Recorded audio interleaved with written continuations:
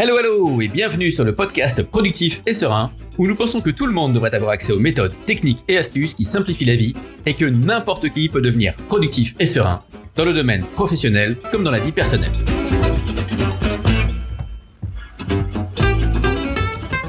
Alors aujourd'hui, je reçois en interview Fabienne Broucaré. Fabienne Broucaré, c'est la personne qui a lancé My Happy Job, un média spécialisé sur la qualité de vie au travail en 2016. Et donc forcément, vous imaginez bien que c'est quelque chose qui nous intéresse chez Productif et Serein. Depuis, elle a une newsletter qui va avec le site web, donc la newsletter de My Happy Job, à peu près 30 000 abonnés. Et le site a cumulé plus d'1 million de pages vues en 2020, donc c'est quelque chose qui marche bien. Donc au-delà d'écrire des bouquins, Fabienne est conférencière, elle est aussi l'auteur donc de 2 heures chrono pour déconnecter et de mon cahier Happy at Work, publié en 2018 et 2020 respectivement chez Duno et Solar, et aujourd'hui on reçoit Fabienne pour qu'elle nous parle de télétravail. Donc bonjour Fabienne, je suis ravi de vous recevoir aujourd'hui sur Productif et Serein. Bonjour Romain. Alors Fabienne, je vous reçois aujourd'hui pour le livre sur le télétravail. Exactement, un sujet d'actualité en ce moment. Ah, c'est ça. D'un an. On s'est dit que c'était plutôt une bonne idée, effectivement. J'en profite juste avant. Alors, le livre, je vais le dire, on le va répéter évidemment au cours du podcast, s'appelle, assez opportunément, j'ai envie de dire dans le bon sens du terme, télétravail. Simple et efficace. Ouais, c'est ça. C'est ça, c'est édité chez Vuibert et alors déjà j'ai bien aimé le sous-titre 10 séances d'auto-coaching pour allier sérénité et performance. Exactement. Alors je trouve que voilà, productif et serein étant le nom du podcast, forcément sérénité et performance c'est quelque chose qui nous parle. Oui. C'est pas votre premier livre? Non, tout à fait. Alors en fait, j'ai écrit plusieurs livres. Alors les premiers n'ont rien à voir sur la place des femmes dans le sport. On a pas mal reparlé aujourd'hui du sexisme dans le sport, donc j'ai écrit 2 bouquins là-dessus. Il y a bientôt 10 ans. Et j'ai écrit sinon 2 autres livres par rapport au sujet qui nous intéresse aujourd'hui. Un livre qui s'appelle 2 heures chrono pour déconnecter et se retrouver avec Virginie Boutin, qui était sorti en 2018, du coup sur la déconnexion, qui est aussi une question qui nous parle à tous, surtout en télétravail. Mais ensuite, j'ai sorti Mon cahier dans les éditions Solar qui s'appelle Mon cahier Happy at Work. Et l'idée là, c'était de parler des clés du bien-être au travail pour se sentir bien dans son job tous les jours. D'accord, voilà, super. Et du coup, est-ce que les autres bouquins aussi sont sur le même schéma? Parce que j'avoue que celui-là, je l'ai lu, mais j'ai pas lu ceux que vous venez de mentionner, avec le côté un peu auto-coaching. Alors, il y a des conseils pratiques, mais celui-là, en fait, ce qui est là de spécifique, c'est que le livre sur le télétravail appartient à une collection qui s'appelle la collection My Happy Job. Et en fait, My Happy Job est un site que j'ai lancé en 2016 sur la qualité de vie au travail, le bien-être au travail. Et on a lancé une collection de livres l'année dernière. Et pour le coup, il y a tous les livres de la collection. Là, aujourd'hui, c'est le 9e livre de la collection. Alors, je ne les ai pas tous écrits, rassurez-vous. Ils sont écrits par des auteurs à chaque fois. Et pour les autres livres, je suis directrice de la collection. Et voilà, on a essayé de faire une collection très pratique avec beaucoup de cas concrets pour aider les gens au quotidien et que ce soit pas que de la théorie, mais qu'on puisse concrètement les aider à se sentir bien en télétravail aussi tous les jours et en mettant des bonnes habitudes en place parce que je crois beaucoup à la stratégie des petits pas pour changer les choses. Ben oui, si vous pensez si ça me parle. Oui, parce qu'en fait chaque bouquin, donc en fait chaque chapitre. Donc il y a évidemment le sujet, puis il y a une histoire et il y a le côté analysons ensemble, regardons un peu ce que c'est, vous décryptez l'histoire que vous venez de raconter et ensuite de quoi il y a aussi la partie maintenant c'est à vous quoi. Exactement, tout à fait. En fait, on trouvait ça intéressant. Les histoires, l'idée, c'est des témoignages, alors qui sont mélangés entre plusieurs témoignages qu'on a reçus à chaque fois. Et l'idée était vraiment qu'on puisse s'identifier selon les thématiques aux personnages. Donc, il va y avoir la personne qui travaille trop en télétravail, qui a dû mettre à mettre vraiment des limites, celle qui a du mal au bout d'un certain temps à trouver de la motivation, celle qui va ne faire que bosser et qui ne fait aucune pause et qui pense pas du tout à son bien-être pendant sa journée. Donc, on a essayé d'avoir des histoires et de les décrypter pour montrer qu'on peut changer les choses, qu'il n'y a pas de fatalité quand on parle de tout ça. Et puis ensuite, une fois qu'on a raconté ça, qu'on s'est identifié à chaque fois que chaque histoire, on donne des clés assez pratiques pour changer la donne et montrer ce qu'on peut faire à la fois individuellement et collectivement si on est salarié d'une entreprise. Ouais. Et c'est quoi alors votre point de vue, vous, sur le télétravail, c'est-à-dire au sens large? Déjà, est-ce que vous pratiquez et comment ça se passe? Oui, depuis très longtemps. En fait, moi, quand j'ai commencé à travailler, mes premières années de travail, c'est 2004, enfin 2006 exactement. Et en fait, j'ai toujours fait du télétravail parce qu'en étant journaliste, quand on avait fini un reportage, c'était parfois plus simple de rentrer chez soi que à la rédaction pour travailler Mhm. l'après-midi et pas perdre de temps dans les transports. Et en fait, je pense ce qui fait que j'ai beaucoup fait de télétravail, c'est que je suis une banlieusarde, donc mettre 1 heure et demie pour aller au travail, je le connais Ouais. bien. Et du coup, dès qu'il y avait des opportunités de télétravailler, que j'avais un ou une manager ou un chef qui me disait banco, et du coup, je télétravaillais 1 ou 2 jours par semaine. Et quand j'ai eu des périodes à mon compte, comme depuis quelques années maintenant, donc forcément plus de télétravail pendant ces temps-là. Et Mhm. j'avoue que c'est quelque chose, moi, que j'adore parce que ça permet, on y reviendra, mais de mieux concilier vie pro, vie perso, de Mhm. s'organiser comme on veut. Mais il faut réussir à s'autoriser à travailler différemment que quand on est au Ouais. bureau. Exactement, voilà, on copie pas sa journée de bureau à la maison. Et là, ce qui est très particulier aussi, forcément, c'est la période qu'on vit depuis 1 an, où c'est du télétravail contraint, à temps complet, Mhm. avec des mesures sanitaires qui nous empêchent de faire tout ce qu'on voudrait dans notre journée. Mhm. Donc c'est un peu à part, et c'est là qu'il y a certains risques qui se révèlent un peu plus qu'en temps de télétravail normal. Mhm, mhm. Bah alors oui, c'est un point que vous soulignez aussi dans le livre. Ou alors je sais plus si je l'avais vu un peu avant en préparant, mais vous dites bien effectivement ce qu'on vit en ce moment. Donc pour ceux qui écouteront dans plusieurs années, c'est la période Covid. Mais ce qu'on vit en ce moment effectivement, c'est moi je disais souvent c'est pas du télétravail. Enfin c'est pas ce qu'on appelle vraiment du télétravail. Oui, c'est du télétravail parce qu'on travaille, mais pas de chez soi. Mais quand on parle de télétravail en général, c'est pas ça. On parle pas forcément travailler chez soi, à la maison, avec les enfants autour, faire l'école en même temps, vous voyez, ce genre de truc. Je vois très bien, je vois très bien. Voilà. Non, Non, je dis non, ça tout parce que à je viens de fait. laisser ma petite là justement pour. Mais tout à fait. Non, non, faut vraiment. En plus, beaucoup de personnes ont découvert le télétravail comme ça. Enfin, il faut se rendre compte qu'en Ouais. France, il y a moins de 10% des salariés qui télétravaillaient vraiment de manière régulière avant le premier confinement. Et on Mhm. a des millions de salariés qui ont découvert le télétravail en mars l'année dernière. Donc, le découvrir à temps complet avec les mesures sanitaires, C'est les ça. enfants à la maison, travailler forcément de chez soi. Ce qu'on oublie, c'est que le télétravail, ça peut être dans un tiers-lieu, hein. Ça peut être du Absolument. ligne, ça peut être aller travailler dans un café en bas de chez soi. Enfin voilà, il y a plein de Mhm. possibilités. Et donc c'est vrai que là, on est quand même dans un cadre très très particulier. Que certains voilà découvrent avec plaisir, que d'autres certains disent plus jamais parce que en effet, on Mhm. a des journées un peu marathon et on jongle entre plusieurs casquettes. Mais vraiment oui, en tout cas, ce qui est bien, c'est que ça aura permis d'accélérer, je pense, le télétravail dans beaucoup d'entreprises, de Ouais. montrer que c'est possible. On a tous réussi à continuer à travailler malgré tout ça, de Mhm. montrer que c'est faisable, que les managers, pour la plupart, réussissent aussi à s'adapter. Moi, j'ai le retour aussi de pas mal de métiers dans la banque, par exemple, où on pensait que certains métiers n'étaient pas du tout télétravaillables. Or, on se rend compte Mhm. que une journée dans la semaine, c'est très bien et ça aide aussi tout le monde. Donc, Ouais. ça aura eu des mérites, mais c'est vrai que clairement, faut pas que les gens, si vous n'avez pas eu une bonne expérience du télétravail depuis 1 an, ça vaudra le coup de réessayer quand tout ira mieux et qu'on parlera Oui, du c'est coup ça. au Ne passé. jetez pas le bébé avec l'eau du bain, quoi. Exactement. Ouais. Ouais, parce que je connais, enfin, le télétravail, nous, on pratique aussi depuis 2014, je crois, en télétravail total hein, dans l'entreprise. Et donc c'est un truc que je connais bien. Alors c'est vrai que moi je suis un peu fan du télétravail pour raison que vous avez mentionné, c'est-à-dire qu'effectivement il y a des semaines où je sors pas de mon quartier et finalement j'aime bien. Oui. Ce qui veut pas dire que j'aime pas voyager au bout du monde, mais j'aime bien des fois être juste dans mon quartier, pas forcément prendre les transports, etc. Mais je sais aussi que c'est pas forcément idéal pour tout. Enfin, il faut quand même se rencontrer de temps à autre. Est-ce que vous avez des recommandations un peu là-dedans, si on est en équipe ou si on est à plusieurs, est-ce qu'on va se voir ou jamais Alors, il y a comment on des fait? entreprises comme la vôtre qui sont en effet en télétravail à temps plein. Ce qui est intéressant, Mhm. c'est qu'être en ce qu'on appelle en full remote, total à distance, ça ne C'est veut pas ça, dire se voir jamais de la vie. Donc, exactement. dans les entreprises que j'ai interviewées là-dessus, c'était beaucoup de retours de dire, bah oui, on ne se voit pas tous les jours, on ne se voit pas forcément toutes les semaines non plus. Par contre, Mhm. on va avoir des temps, peut-être une fois par mois ou une fois tous les 2 mois, où on a des journées ensemble et on les passe vraiment ensemble pour Mhm. recréer aussi des liens, parce que ça peut forcément aussi nuire quand on est 100% à distance. Mais c'est recréer des temps où on se voit vraiment dans la vraie vie, à fixer ensemble, que ce soit des journées de travail, de séminaires, mais en tout cas, ces entreprises-là, les gens se voient quand même tous les Ouais, X ouais, ouais, temps. tout à fait. Et en plus, c'est aussi recréer des temps à distance, et c'est là que ça a peut-être pêché dans certaines boîtes classiques qui n'avaient pas l'habitude du télétravail, c'est-à-dire que on peut, avec tous les outils qu'on a aujourd'hui, que ce soit les Teams, les Zoom, par WhatsApp, on peut Mhm. très bien travailler à distance. Maintenant, il faut trouver le bon équilibre pour que Ouais. tout ça ne devienne pas des trop grosses contraintes, parce qu'à l'inverse, je connais des gens qui font des Zooms toute la journée et n'en peuvent plus d'être en visio H24. Donc, il faut trouver le bon équilibre entre, voilà, qu'est-ce qu'on peut faire par écrit, qu'est-ce qu'on peut faire par téléphone, qu'est-ce qui doit se faire en visio, utiliser toutes les applis qui se développent aujourd'hui pour bien travailler ensemble, faire des brainstorming à distance. Il y a plein de choses très ludiques, très pratiques. Ouais. C'est faisable, mais en tout cas, garder le lien est important parce que dans les études qu'on voit aujourd'hui, ce qui manque beaucoup aux gens, forcément, c'est les autres, c'est les liens qu'on a à la machine à café, c'est pouvoir travailler ensemble. Si on nous avait dit que les vraies réunions nous manqueraient, je pense qu'il y a un temps, c'est ça. Jamais de la vie, ouais. C'est ça.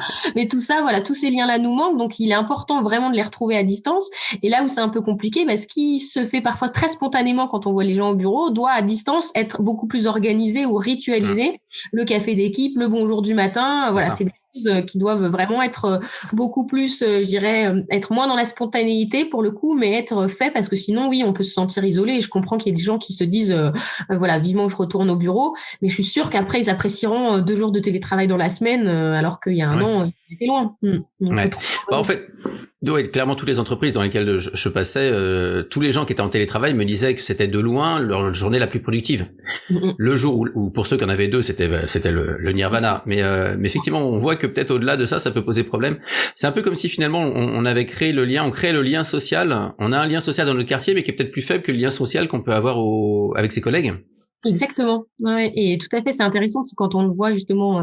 Là, c'est intéressant pour moi de voir qu'est-ce qu'on fait pendant nos pauses. Donc, on va appeler nos collègues, on va se prendre un café. Et j'avais quelqu'un qui m'a dit, moi, je sonne à la porte de ma voisine et on se fait notre pause ensemble. Et c'est vrai que c'est pas des réflexes qu'on a forcément parce qu'on connaît pas forcément les gens de notre immeuble ou voilà, on n'a pas forcément d'affinité. Mais je pense que le premier confinement a eu ça de bon, qu'on a redécouvert notre quartier, les fameux 1 kilomètre autorisés. C'est ça. Du coup, on a recréé des liens, que ce soit par les balcons ou autres, et on s'autorise peut-être plus aujourd'hui à faire tout ça, et ce sera encore plus sympa quand on pourra redescendre le midi, déjeuner dans le resto du coin, et voilà, retrouver tous ces petits plaisirs, et ça égaye la journée. Donc, on a hâte d'avoir un quotidien un peu plus normal.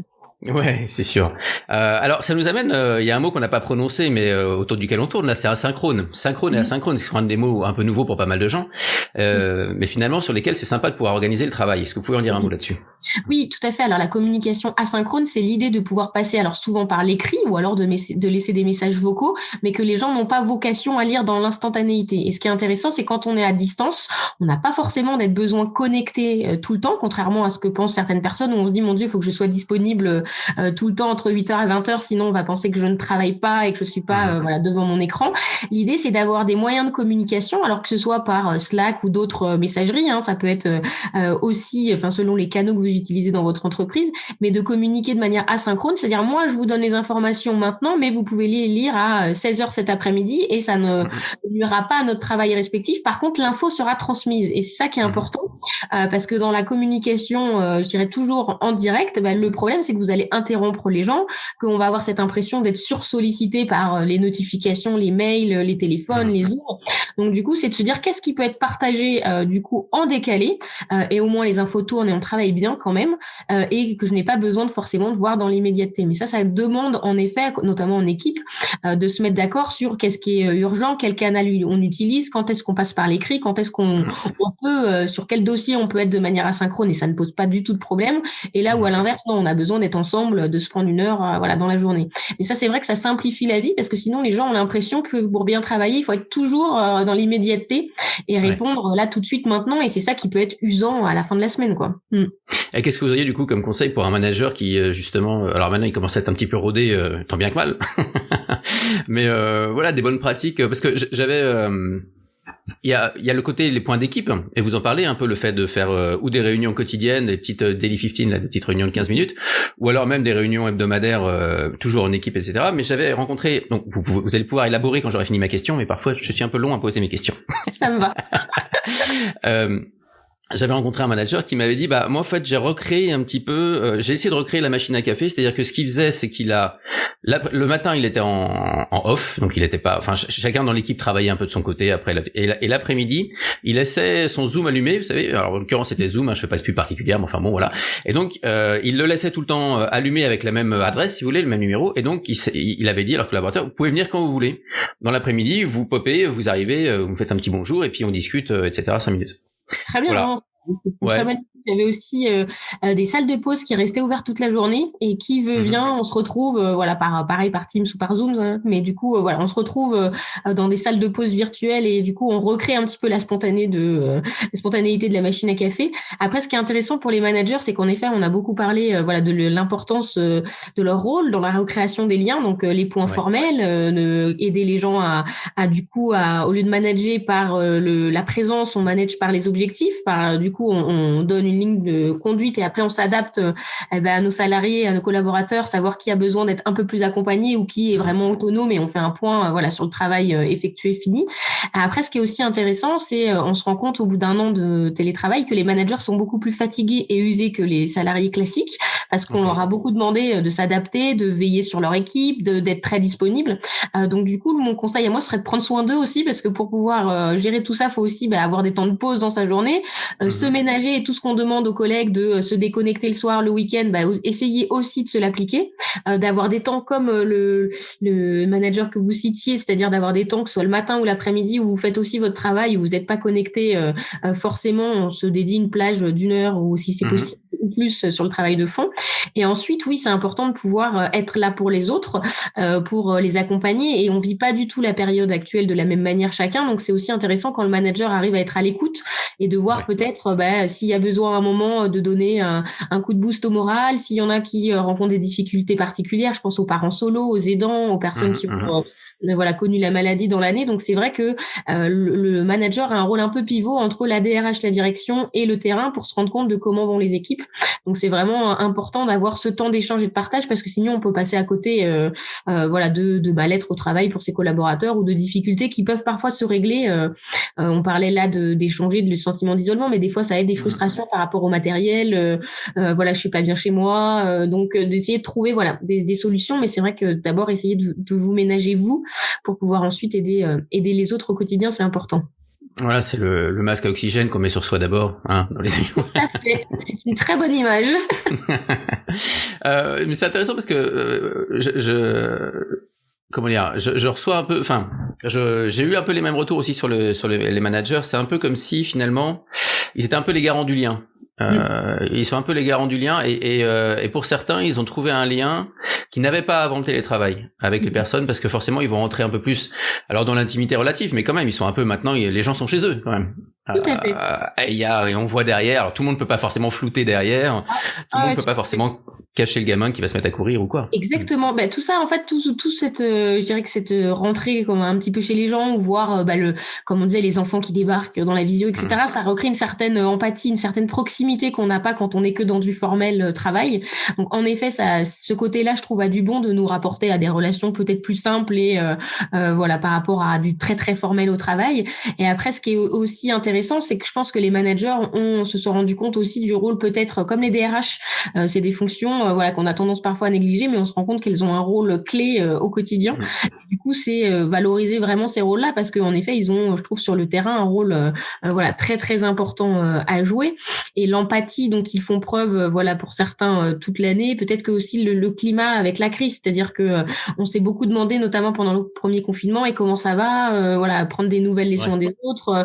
T'arrives à gérer où t'en es. Je pense qu'on s'est permis d'être un peu plus à l'écoute tous, un peu plus dans l'empathie, et ce qui est très bien. Et j'espère que tout ça restera aussi dans les relations de travail, au-delà de la casquette de comptable ou de responsable de la com. C'est aussi savoir comment chacun derrière va. Et paradoxalement, c'est peut-être par des écrans interposés qu'on se l'est plus demandé pendant le premier confinement. Par rapport on écoute à peine quand on demande comment ça va dans l'ascenseur, peu importe la question. C'est la politesse, quoi. Ouais. Exactement. Et là, je pense qu'on a eu un souci de l'autre qui était un peu plus important parce qu'on a tous vécu, surtout pendant le premier confinement, ce sentiment d'être tous dans le même bateau. Et de pouvoir s'en sortir ensemble. Alors, quel serait le premier conseil que vous donneriez à quelqu'un qui se met au télétravail ? Vraiment, c'est déjà d'essayer de s'organiser pour ne pas recréer ce que je disais tout à l'heure, la même journée qu'au travail. C'est-à-dire que sans s'en rendre compte, quand on va au bureau, on a plein de rituels. Le matin, on va prendre le métro, les transports, la voiture, on arrive, on prend un café, on s'installe. Donc, on a toute une routine, des rituels qu'on a le matin et le soir. Donc, c'est essayer de penser comment vous souhaiteriez organiser votre journée en télétravail. C'est-à-dire que le temps que vous allez gagner, peut-être une demi-heure, 3/4 d'heure chaque matin, à quoi vous avez envie de l'utiliser. Alors oui, ça va vous permettre peut-être de commencer votre journée un peu plus tôt de travail. Mais le conseil, ce serait aussi de dire qu'est-ce que vous avez envie de faire une fois que vous avez déposé votre enfant à l'école, quand elles réouvriront. Si vous êtes célibataire sans enfant, qu'est-ce que vous avez envie de faire, vous, le matin, pour bien commencer votre journée et pas foncer tête baissée sur je regarde mes mails et je fonce dans les premiers. Et après, on se rend compte qu'il est 11h, qu'on n'a pas fait de pause et que du coup, on s'est pas arrêté. Donc, du coup, c'est plutôt de donner vraiment un cap à votre journée. Qu'est-ce que vous avez envie de poser comme intention, et ensuite de prendre une to-do list. Alors, ça peut être un mind mapping pour ceux qui sont plus visuels, mais en tout cas, d'essayer de voir vos priorités de la journée pour pas vous laisser happer par le digital, parce que les notifications, on est très fort pour s'arrêter, répondre, et puis en fait, on fait pas du tout ce qu'on voulait faire à la base. Ça nous prend beaucoup plus de temps que prévu. Donc, identifiez vos priorités, et que ce soit sur le plan professionnel, mais aussi qu'est-ce que vous aimeriez faire, alors que ce soit une séance de sport, d'aller marcher, d'aller faire, je sais pas, peut-être il y a des adeptes de méditation ou de sophro, mais d'essayer de vous trouver un temps pour vous. Et quand je dis un temps pour vous, c'est pas 1 heure forcément ou 2 heures, ça peut être ne serait-ce qu'un quart d'heure ou 20 minutes, mais ça peut vous aider à trouver des temps de respiration dans la journée et pas attendre le vendredi soir pour souffler, parce que ça, c'est un écueil. Surtout quand on est en télétravail, on travaille, comme on l'a dit, généralement mieux et plus, donc on va pas non plus surcharger la journée. Donc, essayez vraiment de voir un petit peu qu'est-ce que vous avez envie de faire avant de commencer de travailler. Le soir, pareil, qu'est-ce qui peut vous servir de sas de décompression, et après d'identifier vos priorités. Une fois que vous avez identifié vos priorités, c'est de vous organiser par bloc, de 9h à 10h, j'ai ma visio, de 10h à 11h, réponds à mes mails, et on essaye, dans la mesure du possible, de ne pas regarder ses mails en continu. Mais quelques fois, 3-4 fois dans la matinée, 3-4 fois dans l'après-midi. Alors, c'est à adapter, bien évidemment, à votre fonction. Si vous avez besoin de regarder 1 fois par heure, c'est déjà très bien. Mais en fait, ce qu'il faut vraiment éviter, c'est dès qu'il y a la petite notification qui arrive. Bien sûr. Voilà, on s'arrête, on regarde, et en fait, ça nous prend un temps fou. Et tout n'est pas urgent, tout n'est pas aussi important. Faut pas mettre tout sur le même plan. Donc déjà, d'avoir ça en tête, qu'on s'organise, on se met des priorités. Et puis, comme je vous le disais, on essaye de se faire des pauses qui nous font plaisir. Voilà, je pense que c'est important en télétravail de créer des temps qui nous font du bien, soit tout seul en allant marcher en bas, en faisant, un programme de petits bambous de méditation. On va prendre un bon bouquin qu'on aime bien. Voilà, il y a selon ce que vous aimez, il y a plein de choses à faire. Ou on appelle un collègue, savoir comment il va. Et c'est très bien aussi. Essayez vraiment de profiter de la souplesse qu'offre le télétravail, plutôt que de foncer tête baissée comme au bureau d'une manière classique, quoi. Alors, ça m'évoque 2 choses que vous venez de dire. Il y en a une première, c'est le bouquin de Cal Newport que vous citez d'ailleurs dans votre livre, sur le deep work, où effectivement il dit, au point de vue de l'attention, pour détendre en fait le cerveau, la meilleure manière, c'est une promenade en forêt, quoi. Et parce que même une promenade en ville, c'est sympa, mais une promenade en ville, en fait, l'attention est quand même sollicitée, parce qu'on peut pas se prendre le poteau, la personne en face, ou faut faire attention quand on traverse, etc. Et du coup, on n'est pas vraiment libre. Évidemment, tout le monde n'a pas sa nature. Donc ça, c'était juste une remarque que je voulais faire. Et sinon, quel conseil vous donneriez, parce que le début de journée, en général, moi j'ai remarqué qu'il était assez bien géré, mis à part le fait des gens qui vont se jeter dans l'email, effectivement, sortir la tête vers 11h, j'ai rien fait à part des mails, et encore, j'aurais pas dû. Mais c'est plutôt la fin de journée. Je vois beaucoup de gens qui vont avoir une journée pas mal, mais qui arrivent pas à s'arrêter finalement. Il y a le côté un peu, allez, encore un mail, allez, tiens, je vois ça, allez hop, et puis de allez hop en allez hop, ça y est, il est 21h, et puis voire 22, etc. Tout à fait. Alors, ce qui peut être intéressant, c'est de vous fixer un horaire. Alors, même si c'est, vous dites 18h, on essaye d'arrêter dans le quart d'heure où on s'était dit. Donc, vraiment, essayez d'avoir en tête un horaire, surtout si vous avez décidé de commencer plus tôt, parce que le gros écueil, ça veut dire que je commence plus tôt et puis je vais finir à 16h. Et puis, en fait, non, on termine à 18h, 19h. Donc du coup, essayez vraiment d'avoir un horaire en tête, et après peut-être de vous d'avoir alors soit quelqu'un ou quelque chose qui vous oblige à arrêter. Ça peut être votre séance de sport. Alors bon là, c'est forcément à distance, mais vous pouvez avoir un cours à distance à 18h30 ou quand les clubs réouvriront. Vos enfants, vous leur avez dit que la journée se terminait à 18h. Vous inquiétez pas, à 18h05, ils vont être là pour vous dire t'avais dit. C'est pas un petit peu avant, ouais. Voilà. Donc essayez d'avoir soit une activité ou quelqu'un qui vous sert un peu de cette barrière là, et essayez après. Moi, c'est aussi quelque chose qui est intéressant. On parle beaucoup de to-do list, donc je vous ai dit identifier vos priorités, mais c'est aussi à la fin de la journée pour vous d'avoir la satisfaction du travail fait, de repasser en revue votre to-do list. Donc on raye bien évidemment tout ce qu'on a fait, ça fait du bien, mais aussi de vous dire voilà ma did list, voilà tout ce que j'ai fait, et c'est déjà bien pour aujourd'hui. C'est-à-dire au lieu d'être dans le sentiment oh là là j'ai encore ça à gérer, dites-vous déjà voilà tout ce que j'ai fait dans ma journée au final, et c'est déjà pas mal. Donc c'est aussi avoir la conscience on a déjà fait beaucoup de choses, que ce soit le nombre de réunions, le nombre de dossiers, le nombre collègues, vous avez peut-être récupéré votre retard, et ben c'est très bien. Et voilà, ça peut attendre demain, de relativiser un peu. C'est-à-dire que au bureau, voilà, on se dit qu'il faut pas louper son RER, son train, ou qu'il va y avoir des bouchons, donc on part, on ferme la porte et on oublie. En effet, en télétravail, c'est tentant de se dire allez encore un peu, et puis au final, on y est toujours dans la soirée. Donc essayez vraiment d'avoir, voilà, de vous dire ça peut attendre demain, et vous serez en meilleure forme, vous serez mieux demain matin, plutôt que des fois de s'acharner à 18h30 c'est ça, ouais. KO, et vous n'êtes pas efficace. Donc des fois, vaut mieux voilà, bien couper. Donc essayez d'avoir quelqu'un ou une activité voilà qui vous plaît, un engagement qui fait que vous pouvez pas vous défaire, et que vous devez arrêter et fermer l'ordinateur. Et après, c'est une fois qu'on a fermé l'ordi, dans l'idéal, c'est de le ranger, essayer de ne plus le voir dans un placard, dans sa coche quelque part, mais qu'il vous fasse pas de l'œil à 21h en disant hey, regarde. Il y aura peut-être un mail qui est arrivé. Oui, voilà. Un mail, un autre, etc. On connaît tous la chanson. Hein.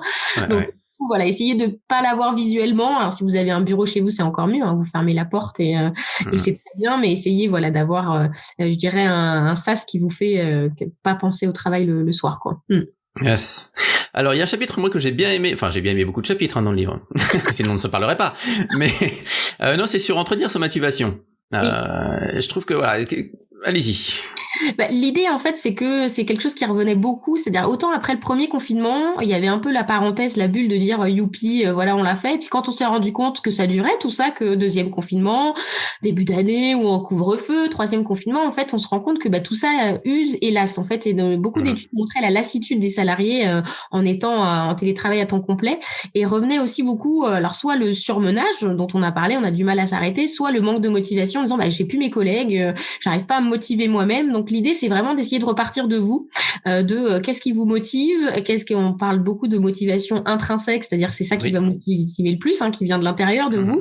La motivation de l'extérieur va marcher un temps, mais il faut que ce soit vous vraiment qui réussissez à vous rebooster. Et après, c'est de chercher tout ce qui peut vous faire du bien quand vous avez des coups de mou, des baisses de motivation. Donc ça peut être, alors moi je sais que des fois ça marche très bien, la musique, de la musique que j'aime bien, qui vous donne la pêche, et hop, c'est reparti, alors que j'avais un coup de mou et je rêvais juste de mon lit et pas de mon ordinateur. Donc, du coup, c'est des choses, qu'est-ce qui vont vous faire du bien et vous rebooster. Ça peut être justement de vous recaler un échange avec vos collègues qui vont vous rebooster comme ils le feraient à la machine à café ou lors d'un déjeuner. Ça peut être de vous remettre bien chez vous. Alors j'avais mis aussi dans le livre comme idée, vous pouvez vous faire une trousse en cas de coup de mou, voilà, soit de carré de chocolat, pour certains, si ça c'est ça. Le kit anti-coup de mou, c'est ça. Voilà, exactement. Vous avez ça sous le coude et hop, vous pouvez vous mettre des mantras positifs, voilà, qui vous boostent et qui vous font du bien. C'est vraiment essayer de rechercher, voilà, l'élan. Soit ça peut venir de vous, soit du coup des autres si vous avez aussi besoin d'un coup de mou. Mais on est tous humains, donc on peut pas être au taquet du lundi au vendredi. Et surtout avec la période qu'on traverse actuellement. Donc c'est aussi voilà, déculpabiliser et se dire qu'est-ce que je peux faire pour repartir. Ouais, mais ça m'a bien parlé parce qu'effectivement j'ai ma playlist. Donc j'ai deux playlists en fait qui me motivent bien, une que j'avais fait moi-même et puis une que j'ai faite d'après je sais plus, je crois qu'il y a une étude qui a été chercher les 10 musiques que les gens trouvent les plus gays ou les plus entraînantes et tout. Heureuse, oui. Ouais, voilà. Et du coup, je me suis fait cette playlist là aussi et donc voilà, j'alterne un petit peu ça. Ouais, Et ce que j'aime bien aussi, c'est la trousse anti-cafard. Ça m'a parlé parce que du coup, il y a alors j'utilise une app, je fais pas de pub spécialement pour l'app, mais je crois que ça s'appelle MindFit, quelque chose comme ça, qui permet effectivement de prendre en photo ou d'écrire des petites choses comme ça pour des moments qui sont des moments un peu spéciaux où on se rend compte que, et on dit tiens, j'aime bien ce moment-là. Du coup, je le photographie et puis quand ça va moins bien, hop, je rouvre ma petite app et puis je tombe ou sur la photo ou sur le commentaire que j'ai mis à côté et tout. Et c'est vraiment super. Ouais, ça fait vraiment. On a besoin de ça. Après, ça peut être qu'est-ce qui vous nourrit. Des fois, c'est la reconnaissance des autres. Donc, si vous, ça peut être de vous compiler. Voilà, vous recevez des mails sympas de vos collègues ou de votre chef. Quand ça va pas, hop, vous les relisez et ça rebooste aussi. Si vous avez des contacts avec les gens, c'est que moi, par My Happy Job, j'ai beaucoup de gens qui m'écrivent sur voilà ce que leur apporte le site, la newsletter, les livres. Donc, du coup, tout ça, ça rebooste. Quand vous avez un coup de mou le matin, un manque de motivation, vous pensez à ça et vous vous dites que ce que vous faites, c'est utile. Donc, ça vous redonne aussi vous l'envie de de vous y mettre. Donc, c'est vraiment essayer de voir qu'est-ce qui peut vous redonner un petit coup de boost quand on a des coups de mou et ça nous arrive à tous. Bien sûr, ouais. Alors je reviens un petit peu sur le management. Voilà, pour manager à distance finalement, parce que là on voit beaucoup de demandes qui viennent maintenant. On sait que ça va rester sous une forme. Alors, évidemment, peut-être pas les 5 jours par semaine, même si moi je suis fan, mais je comprends. Tout le monde, pas tout le monde. Ok. 1 ou 2 jours, 3 jours, etc. L'impression que j'ai vue moi dans les sociétés qu'on accompagnait sur d'autres thématiques, mais quand même de productivité, c'est que tout d'un coup l'entreprise s'intéressait un peu à la manière dont travaillaient les gens. Alors qu'avant, le fait de les avoir sous la main, on disait bon bah ils sont là, ils travaillent. Ouais. Exactement. Et puis tout d'un coup on les voit plus. Et qu'est-ce qui se passe? Qu'est-ce qu'ils se font? Mais est-ce qu'ils travaillent vraiment quand ils se... ou comment ils travaillent? Est-ce qu'on va les aider à travailler, etc. Et on voit beaucoup de choses arriver sur voilà comment manager les gens à distance. Alors je pense on va dire le management reste du management a priori, même à distance. Mais voilà, est-ce que vous avez quels seraient vos conseils, vos astuces ou les bonnes pratiques que vous pourriez voir là-dessus? Les termes qu'on entend beaucoup, c'est management par la confiance, c'est-à-dire de réussir. Ouais. En effet, on a pu alors en France, on est très fort pour le présentéisme, de dire oh là là, il est resté jusqu'à 20h, c'est qu'il travaille lui, il a envoyé un mail à 19h35, voilà. Oh, ouais. Donc du coup, au lieu de s'intéresser en effet à ce que se faisaient les gens, c'était plus le temps de présence, voilà, qui comptait. Et du coup, c'est vrai que le télétravail change un peu ça, quoique, parce que du coup, on parle de plus en plus aussi de présentéisme numérique, à être connecté. Voilà, on montre qu'on est là parce qu'on est connecté sur Teams ou autre. Donc le travers revient quand même. On reste en France. Mais du coup, ce qui est intéressant, c'est de se dire, voilà, comment je peux accompagner les gens. C'est-à-dire que je parlais tout à l'heure du management par objectif, c'est-à-dire de fixer un cap, que ce soit à la semaine. Voilà les dossiers que tu dois faire, voilà les missions. Et au lieu d'être derrière à dire t'as bien passé 3 heures sur ce dossier-là et là 2 heures là, c'est de laisser l'autonomie dans la manière de réaliser le travail et de se dire rendez-vous voilà en fin de semaine et bien évidemment si tu as des difficultés, je suis là pour t'accompagner, t'aider autrement. Donc c'est vrai qu'on va passer par ce type de management-là qui est difficile pour certains parce qu'en effet quand on n'a pas les gens présents, ça a dérouté plus d'un manager. Donc on a eu du micro-contrôle aussi à distance. Je te mets une réunion qui va bien à 18h, à 13h pour être sûr. Voilà. Donc on a eu tous ces travers-là qui reviennent aussi. Mais là où on se rend compte, ce qui va réussir à motiver les équipes, c'est comment on arrive par le travail, par ce qu'on donne comme mission, par l'élan qu'on porte aussi en tant que manager, en recréant aussi le lien dont on parlait. Quelqu'un qui va être sur votre dos tout le temps, même à distance, les gens n'ont qu'une envie, même quand on va revenir au bureau, c'est de fuir. C'est-à-dire que c'est ça aussi, je pense, la différence, c'est que les gens se sont rendus compte de manière exacerbée des comportements des managers. Donc du coup, là où ce qui va être intéressant, c'est de voir après dans quelques mois, voilà, les équipes qui ont bien vécu ces moments-là et les équipes où ça a été plus compliqué. Et après pour les managers, je pense qu'il va être important, c'est d'écouter leur équipe, c'est-à-dire vous avez sûrement dans votre équipe des gens très autonomes qui vont pas forcément avoir besoin de vous, le point hebdomadaire suffira. D'autres, ça va être peut-être des jeunes où s'ils démarrent les nouvelles recrues, là il va y avoir besoin d'un accompagnement beaucoup plus poussé pour pas que les personnes se sentent perdues, laissées sur elles-mêmes. Et ce qui est important, c'est aussi de n'oublier personne, parce que c'est une crainte des salariés en télétravail. Et ce le sera aussi quand on sera en mode hybride, c'est-à-dire qu'on ne pense que à ceux qui sont au bureau et qu'on oublie ceux qui sont en télétravail. Donc c'est vraiment d'essayer d'inclure tout le monde dans les échanges, dans les temps d'équipe, parce qu'on peut très vite, je dirais encore plus mal prendre les choses quand on est à distance. Les salariés peuvent... Il n'y a pas le non-verbal, il n'y a pas tout ça. Exactement, voilà, un mail, le ton peut être mal pris.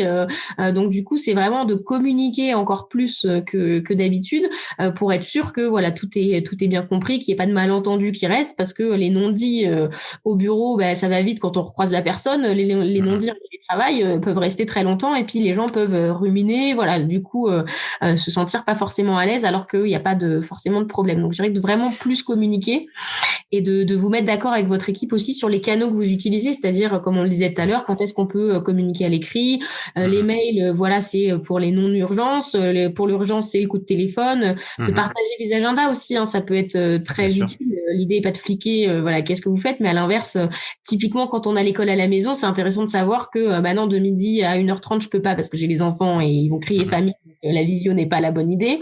Et, voilà, d'essayer de se dire quand est-ce qu'on peut organiser des temps voilà, ensemble, quand est-ce que les gens ont besoin d'être pour faire les devoirs, l'école à la maison, et quand est-ce que à l'inverse c'est plus facile, peut-être l'après-midi quand il y en a qui font la sieste, voilà, la maison est peut-être un peu plus calme. Donc voilà, c'est essayer de se réorganiser selon les contraintes de chacun. Et c'est vrai que partager un agenda peut être très utile aussi, voilà, pour savoir un petit peu les impératifs des uns et des autres et essayer de jongler, voilà, entre tout le monde, même si c'est pas évident. Alors ça m'évoque deux choses. Il y a parce qu'en fait, et vous le mentionnez dans le bouquin, dans votre livre, c'est le fait que parfois en fait le manque de communication du collaborateur vient pas forcément d'une mauvaise volonté ou d'une mauvaise autonomie. C'est juste que la personne n'est pas forcément habile avec l'outil technologique. Et c'est un truc qu'on voit pas forcément au bureau, parce que c'est évidemment c'est un peu les trucs qu'on peut masquer quand on est. Mais là tout d'un coup, bah voilà, il faut utiliser un truc de visioconférence et la personne sait pas faire peut-être. Et peut-être qu'il y a besoin des fois d'accompagnement sur des choses qui nous paraissent, enfin, si on est très technophile, vont nous paraître triviales.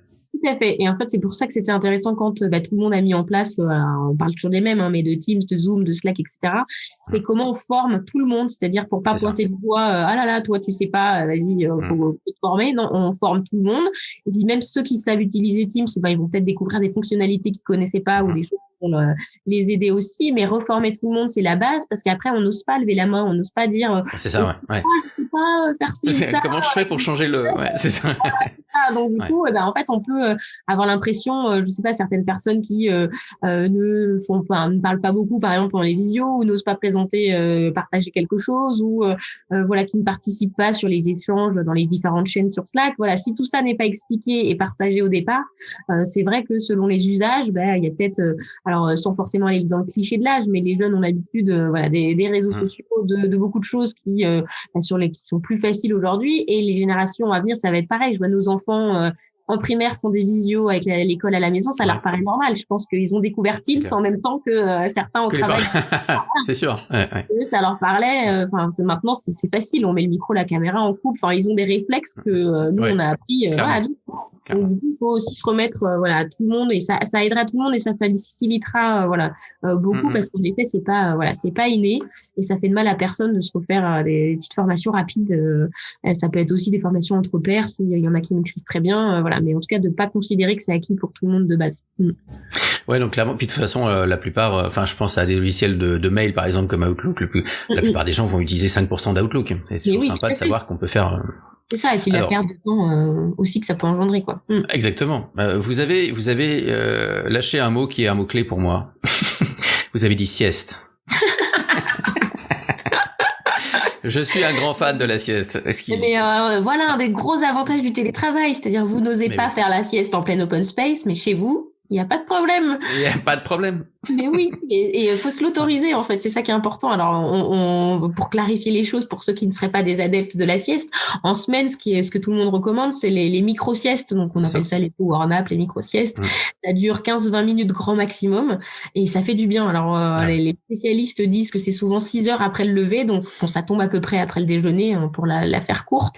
Et c'est vrai que vous allez voir si vous avez de la fatigue, si vos enfants dorment mal la nuit, si on est beaucoup sur les écrans, donc on parle beaucoup aussi de la Zoom fatigue, que tout ça crée. Essayez de faire un quart d'heure de sieste. Alors l'idée c'est pas forcément de dormir, mais au moins de vous reposer, de fermer les yeux. Si vous avez besoin, pour certains, d'avoir un guide avec une méditation guidée ou quelque chose, un scan corporel en sophro, ça peut être utile pour vous aider si vous n'arrivez pas à, entre guillemets, ne rien faire pendant 10 minutes. Et après, l'idée, c'est de vous mettre une alarme sur votre téléphone, à l'inverse, pour pas dormir 1 heure ou 2. Et c'est ça, parce que là, on se réveille un peu vaseux et c'est pas terrible. Donc du coup, un quart d'heure, et franchement, ça fait du bien. Et je pense que faut profiter, quand je vous disais de profiter de la souplesse du télétravail. Bah, c'est ça. Franchement, ça fait du bien, et du coup, c'est un bon moyen quand on est, quand on dort pas assez, quand on a du mal à dormir, qu'on est réveillé par des insomnies, ou juste quand on est des périodes de rush. Parce que là aussi, il faut se dire que les pauses sont encore plus utiles quand on a beaucoup de travail. C'est là que. Mais oui. C'est plus il y en a, plus il faut ralentir, j'ai envie de dire. Exactement. Donc, n'hésitez pas, en effet, tester la sieste après ce podcast, vous verrez. Mais oui. Ça, je pratique des années, depuis des dizaines d'années même. J'ai du mal quand je peux pas le faire. Qu'est-ce qu'on n'a pas évoqué que vous aimeriez dire? Les pauses, on l'a dit. Après, qu'est-ce qu'on pourrait dire? On a déjà balayé pas mal de choses. Ce qu'on peut dire, c'est le dernier chapitre du livre où je parle du côté digital nomade. Et en fait, ce qui est intéressant, c'est on revient sur le côté télétravail égale travailler de chez soi, mais non, télétravail, c'est travailler hors bureau, hors siège social. Donc du coup, c'est aussi de tester, c'est-à-dire que si vous en avez assez, quand on sera dans un climat plus favorable, question mesures sanitaires, mais c'est aussi se dire, voilà, est-ce que par hasard, je peux, je sais pas si vous avez un coworking près de chez vous, vous prenez une demi-journée, une journée, vous testez. Et en fait, moi, ce que j'aime bien, c'est que ça fait du bien des fois quand on a un dossier qu'on a du mal à faire, de changer de décor, mais pas forcément d'être au bureau. Il y en a qui vont adorer travailler dans des cafés, d'autres qui vont trouver ça beaucoup trop bruyant et qui vont dire non, c'est pas pour moi. Et après, donc déjà de tester dans votre quartier, dans votre ville, voilà, pas loin de chez vous. Et après, pour les plus curieux, c'est aussi intéressant. Enfin, la crise a montré ça aussi, c'est-à-dire qu'avant, on avait l'idée du digital nomade qui était à son compte, indépendant, qui travaillait dans le web, qui pouvait tout gérer, à distance. De la Thaïlande, voilà, c'est ça. Voilà, exactement. Et en fait, ce qui est intéressant aussi aujourd'hui, c'est de se dire qu'on a des gens qui ont déménagé en province, mais qui ont gardé le même travail pour retrouver en qualité de vie, notamment suite au premier confinement. Et on voit que les entreprises sont beaucoup plus ouvertes aujourd'hui à avoir des salariés qui sont loin les 3/4 du temps et qui remontent peut-être que 1 ou 2 journées par mois ou à une organisation un peu plus précise. Mais en tout cas, c'est faisable. Donc du coup, c'est aussi de se réinterroger en se disant est-ce que je sais pas, je peux pas travailler une semaine avec l'accord de mon employeur ailleurs qu'à mon domicile et en profiter pour être dans un décor un peu plus sympa. Et en testant ne serait-ce que quelques jours, on se rend compte que en fait, on peut travailler très facilement de plein d'endroits. Et que ça peut être super intéressant, là aussi, pour mieux concilier vie pro, vie perso. Alors, selon les situations familiales de chacun, c'est plus ou moins facile. Mais du coup, en tout cas, c'est de s'ouvrir un champ des possibles assez large. Et dans le livre, j'interviewe, par exemple, une chef d'entreprise qui avait décidé de partir et elle a géré ses salariés à distance et ça s'est très bien passé. Donc, c'est aussi de casser un petit peu les codes et de se dire que le télétravail, ça peut être aussi de travailler d'où on veut. Et d'oser, vous verrez que parfois ça peut aussi aider en termes de créativité, en termes de rencontres, en termes de plein de choses, de changer un peu de décor. Eh super, on va conclure avec ça alors. Donc digital nomade, mais pas forcément à l'autre bout du monde. Exactement. Donc n'hésitez pas à les tester et comme ça vous verrez que télétravailler au-delà de la crise, ce sera super. Voilà. Merci Fabienne Brocaret, je rappelle votre livre, donc Télétravail, tout simplement. 10 séances d'auto-coaching pour allier sérénité et performance. Aux éditions Viver. Et puis, merci beaucoup pour cette interview sur Productif et Serein. Avec plaisir. Merci à vous. Merci. Au revoir. À bientôt. Productif et Serein, c'est fini pour aujourd'hui. J'espère que l'épisode vous a plu. Si c'est le cas, n'hésitez pas à vous abonner, à en parler autour de vous et pourquoi pas à nous laisser un commentaire, soit sur votre plateforme préférée, soit même sur le forum du site qui est en accès libre à la lecture. Je vous rappelle l'adresse www.productifetserein.com, tout attaché, sans trait d'union. Bonne productivité, bonne sérénité, et nous vous retrouvons au prochain épisode.